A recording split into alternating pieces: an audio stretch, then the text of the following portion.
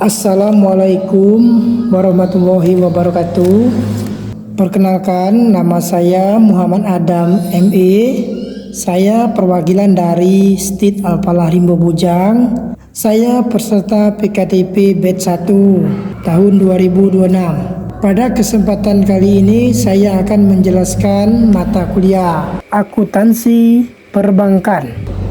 Capaian pembelajaran mata kuliah yang pertama yaitu menguasai konsep teoritis dan prinsip dasar akuntansi perbankan serta perbedaannya dengan akuntansi komersial umum. Yang kedua, mampu mengidentifikasi, mengukur, mencatat atau menjurnal dan menyajikan transaksi sumber dana bank atau giro, tabungan, deposito. Yang ketiga, mampu menjelaskan pencatatan akuntansi atas transaksi jasa dan penanaman dana bank atau keriling, transfer, inkaso, dan kredit yang diberikan. Kita masuki untuk sub capaian pembelajaran mata kuliah. Mahasiswa mampu menjelaskan ruang lingkup operasional dan konsep dasar akuntansi perbankan. Yang kedua, mahasiswa mampu mencatat dan menyajikan akuntansi instrumen penghimpunan dana pihak atau dana pihak ketiga. Selanjutnya, mahasiswa mampu mempraktikkan akuntansi lalu lintas pembayaran antar bank. Selanjutnya, mahasiswa mampu melakukan pencatatan atas aktivitas penyaluran dana. Selanjutnya, mahasiswa mampu menyusun laporan keuangan bank secara utuh.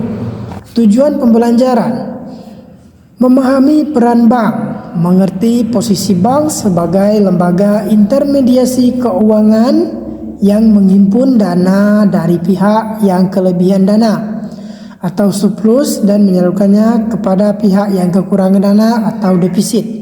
Selanjutnya, memahami karakteristik akuntansi bank, mengetahui mengapa posisi utang dan piutang di bank bisa terbalik dibanding perusahaan biasa. Di bank, tabungan nasabah adalah kewajiban atau utang karena bank harus mengembalikannya. Sedangkan kredit yang disalurkan adalah aset piutang karena mendatangkan pendapatan bagi bank. Selanjutnya, transaksi sumber dana atau liabilitas mencatat pembukaan, penyetoran, penarikan, dan perhitungan bunga untuk produk giro, tabungan, dan deposito berjangka.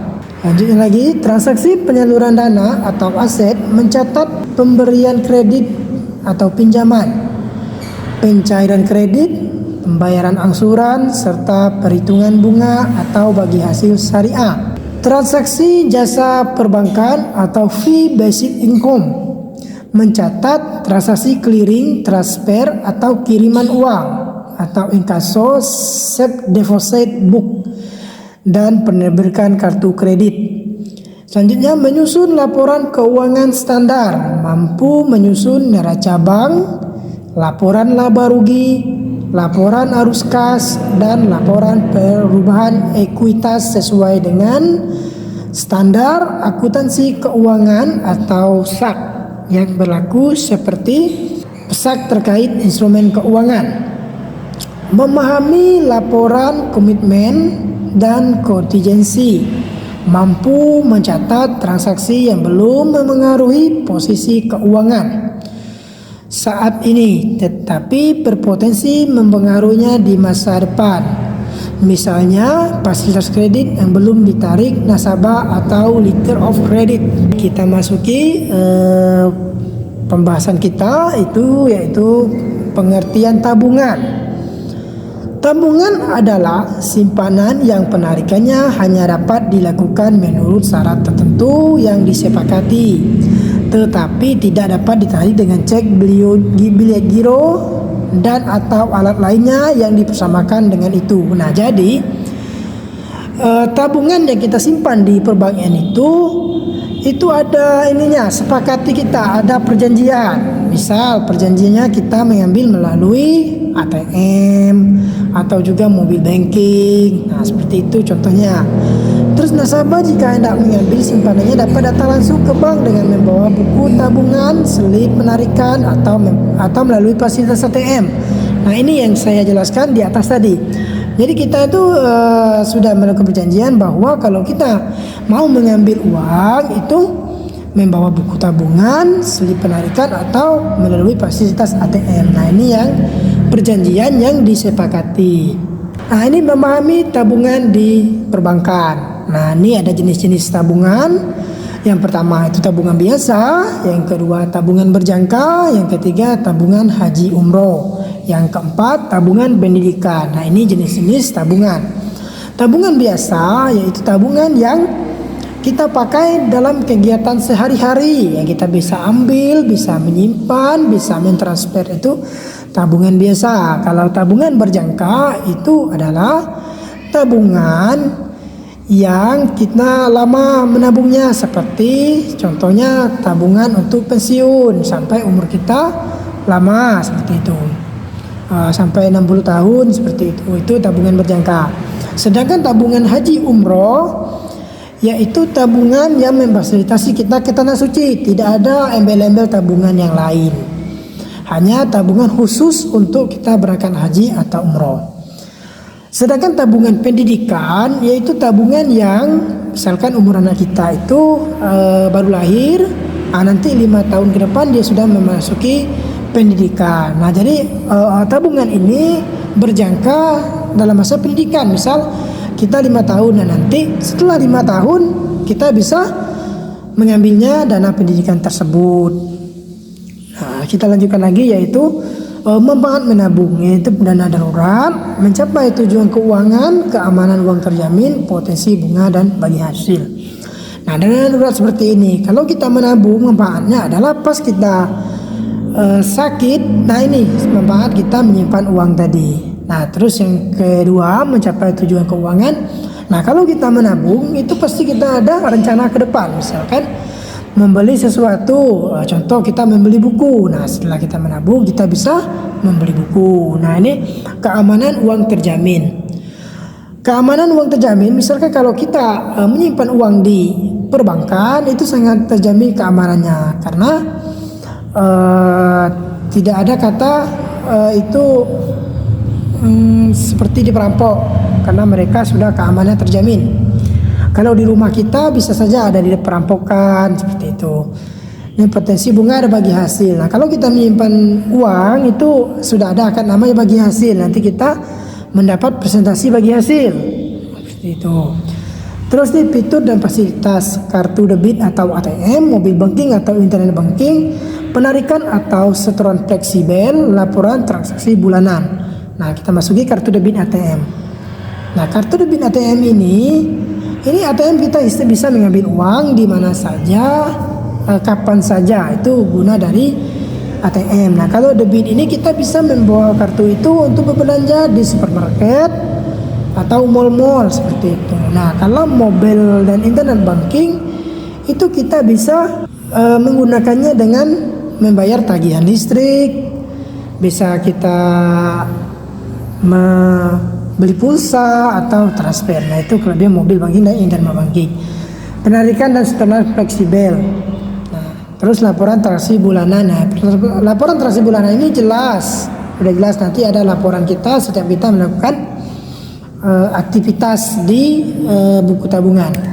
Nah, ini ada landasan hukum tabungan. Yang pertama yaitu Undang-Undang Nomor 10 Tahun 1998 yang menjelaskan bahwa tabungan adalah simpanan yang penarikannya hanya dilakukan menurut syarat-syarat tertentu yang disepakati, tetapi tidak dapat ditarik dengan cek, giro atau alat lainnya yang dipersamakan dengan itu. Nah, ini Undang-Undang Nomor 10 Tahun 1998. Nah, terus ini ada juga untuk Undang-Undang Nomor 21 Tahun 2008 menyebutkan bahwa tabungan syariah adalah simpanan berdasarkan akad waria atau investasi dana berdasarkan akad mudharabah atau akad lain yang tidak berdasarkan dengan prinsip syariah yang penarikannya hanya dilakukan dengan menurut syarat dan ketentuan tertentu. Nah, ini pengertian akad wadiyah. Hakikat secara bahasa, wadiyah berasal dari kata al-wa'ada yang berarti meninggalkan atau menitipkan sesuatu pada orang lain untuk dijaga. Nah, ini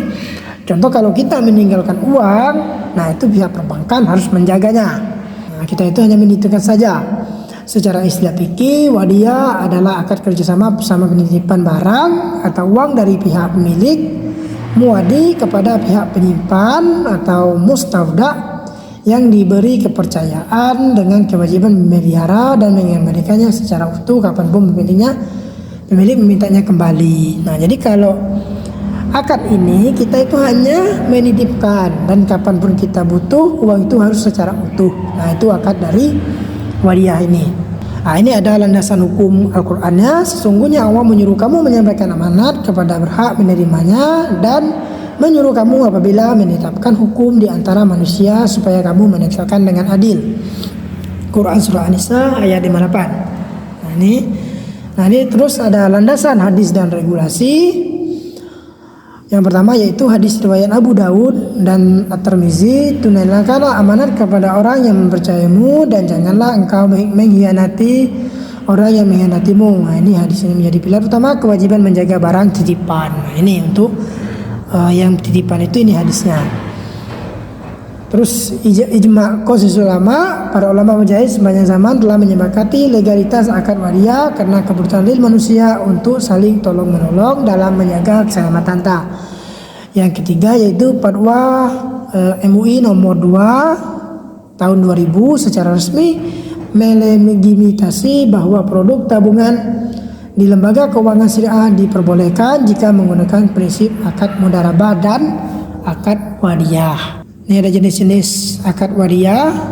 Yang pertama yaitu wadiyah yad almana, di mana akad ini bahwa kita itu hanya menitipkan saja, tidak boleh digunakan. Nah, sedangkan wadiyah yad mana yaitu boleh digunakan oleh pihak yang kita titipkan, diperbolehkan kalau dengan akad ini. Jadi dua akad ini tergantung kepada kita akad mana yang kita sepakati dari awal. Ini ada juga perbandingan karakteristik wadiyah, penggunaan ojek, tanggung jawab risiko, keuntungan pengelolaan, pemberian insentif, implementasi produk. Nah, ini ada wadiyah mana sangat jarang untuk dimanfaatkan. Hanya bertanggung jawab jika ada keadaan fatal, tidak ada pengelolaan, tidak ada untung, pihak penitip membayar biaya penitipan atau jasa. Safe deposit box, penitipan fisik emas ada dokumen. Nah, ini sedangkan wadiyah yad mana ini diperbolehkan dan dianjurkan dikelola secara produktif, bertanggung jawab mutlak, mengimplementasi utuh. Sebetulnya pengelola bank, milik pengelola bank. Bank boleh memberi bonus sukarela atau ya tabungan syariah, giro wadiyah. Mekanisme tabungan wadiyah, nah, itu penitipan dana, penyaluran halal dan penarikan bonus. Nah, ini nasabah menyimpan dana di bank syariah dengan akad wadiyah yad mana, dana digabungkan menjadi pool pond untuk personal bank. Yaitu dua, penyaluran halal, bank mengelola dan menyalurkan dana tersebut ke berbagai sektor usaha pembiayaan produktif dan dijamin kalian secara sah. Penyaluran bonus dapat menarik dana kapan saja. Bank dapat memberikan bonus atau ya sukarela tanpa kesepakatan prestasi di awal. Mungkin cukup itu dulu bahan ajar dari saya dan saya akhiri. Wassalamualaikum warahmatullahi wabarakatuh.